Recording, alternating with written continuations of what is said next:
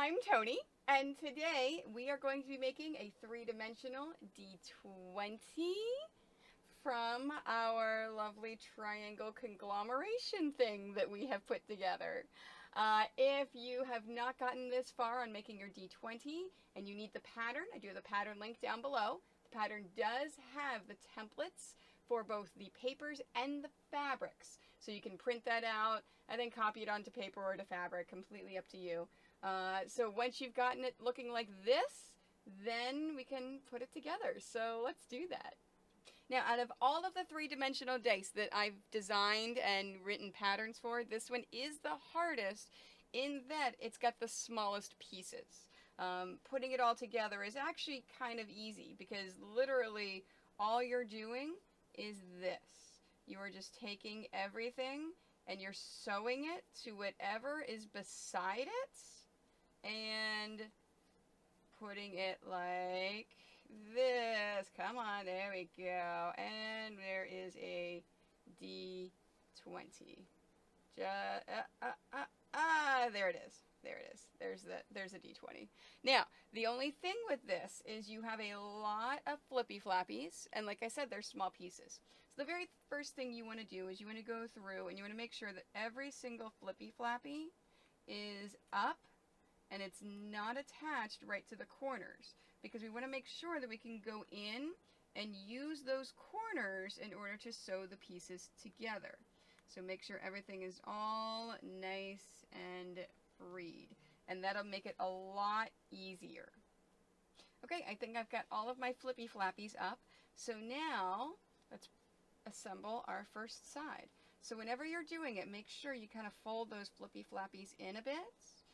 You can do right side to right sides, or I'm sorry, wrong sides to wrong sides, because we are sewing it right side to right side. So let me do that.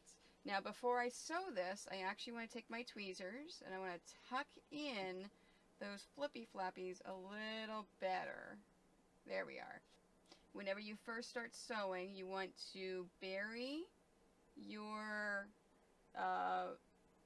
tail. So I've come up through the combined amount and I'm going to put it in right there, just so I've got my tail buried before I start, so it's not sticking out in the middle of my die. So I'm going to go through and I'm going to put a little bit right there. You notice how I'm putting the needle above that flippy flappy. I'm not sewing the flippy flappy at all. And then I'm sewing through there so that whenever I close that, let me put this down a little bit more, it closes it nicely. So now let me put a knot in here. So I'm going to go around once and put it through the hole, and a second time and put it through the hole. And then that way I've got a lovely knot, and then I can continue on and sew. Now whenever you are sewing this, make sure that you are using a thread that matches your fabric, unless you really want to see those stitches stand out, because you are sewing on the outside. You see these stitches. These stitches are not being hidden at all. So if you match your thread to your fabrics, it's going to be hard to see them. They're going to blend right on in there. And of course you've got that 3-foot rule. If you can't see it from 3 feet away, then no one will ever notice it. Here we are. Now once I get to the end, I'm going to knot once I get to here, and then I may just keep on going. So I may close that one, and then when I get to there, I can, oh, that one's going to go here. I can then go down this side. I'm just going to keep sewing until I run out of thread. And make sure as you're sewing that you leave a hole big enough so that you can use your polyfill and stuff it in there to give it some form at the end. So I'll show you. I'm going to keep on sewing this together. Remember, we're just going to keep on going. If you want to see which numbers match with which numbers, you can look at the pattern and it'll actually show you the edges that are supposed to line up to each other. But I'm going to keep on going, and then I will come back whenever I am mostly finished and I will show you how we're going to stuff this. Alright, right, so I've left 2 of the stitches open. It's just big enough to make it easy to fill it with polyfill. So I'm going to take my polyfill and stuff it. As you're stuffing it in, you want to make sure that you don't overstuff, but that you put enough in there that it gives it a bit of a structure. I can probably do a little bit more.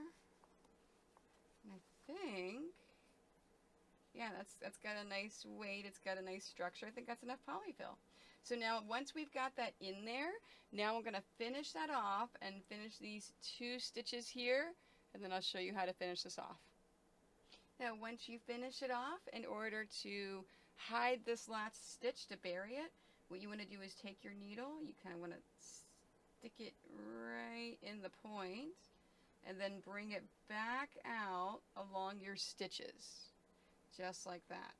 And then after you pull it out, you can trim it. Be very careful not to cut any of your thread that you've got sewing it together.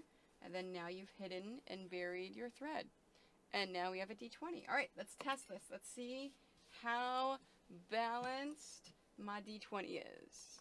All right, if it's balanced, it's not going to roll on the same number if I do it 3 times.